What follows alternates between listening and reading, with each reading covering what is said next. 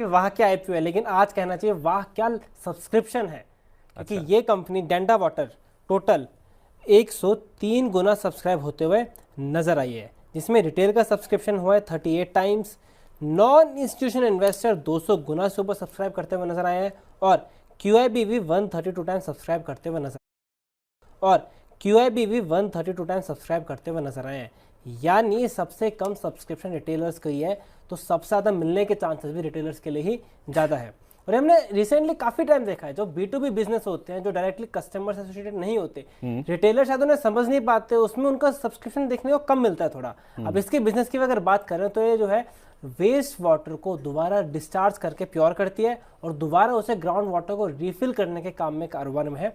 बेंगलोर में ऐसा कारोबार है और आजकल इस थीम पर भी फोकस है, और इस कंपनी ने ऐसा करने का एग्जीक्यूशन कैपेबिलिटी भी दिखाई है पास में, तो इस वजह से रिस्पॉन्स अच्छा मिलता हुआ नजर आया है हाई नेटवर्थ इंडिविजुअल से और QIB से। साथ ही साथ अगर बात करें तो एक और पॉजिटिव पॉइंट, इसका साइज छोटा था, 222 करोड़ का IPO साइज था, तो ये भी एक रीजन है कि बहुत हमें हाई सब्सक्रिप्शन के नंबर देखने में नजर आ रहे हैं। ऑन टॉप ऑफ इट अगर इसका वैल्यूएशन देखें तो इसका प्राइस टू अर्निंग्स रेशियो बन रहा है 10 से भी कम FY24 के हिसाब से, बल्कि जो इसके कंपेटिटर है जैसे वाबाग वॉटेक, उसका 30-40 के आसपास का PE है। तो क्योंकि वैल्यूएशन भी कम है, साइज भी छोटा है, बिजनेस में भी दम है, तो सारी बातें जो है फेवर करनी है। लेकिन अब आते हैं GMP की बात, तो GMP घट गया है।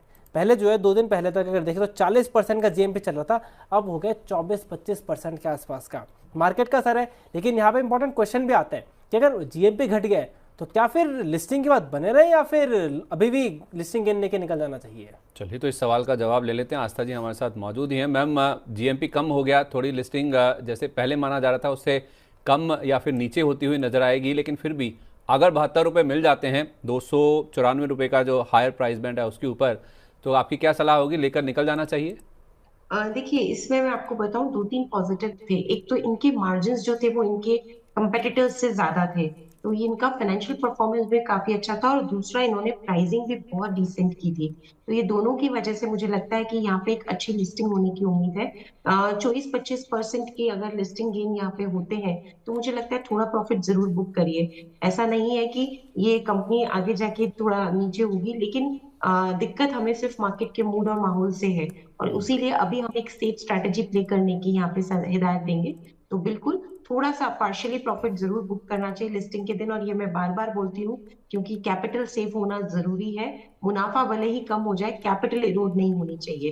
तो पार्शियली प्रॉफिट जरूर बुक करें। बाकी लिस्टिंग यहाँ पे अच्छी होने की उम्मीद है, और मुझे लगता है कि यहाँ पे 24-25% तक के यहाँ पे गेन्स हमें लिस्टिंग पे, अगर सब कुछ ठीक रहा तो देखने को मिल सकते हैं आराम से। ओके, तो यहाँ पे थोड़ा सा मुनाफा आपको ज़रूर बुक करना चाहिए, अच्छी खासी लिस्टिंग हो सकती है।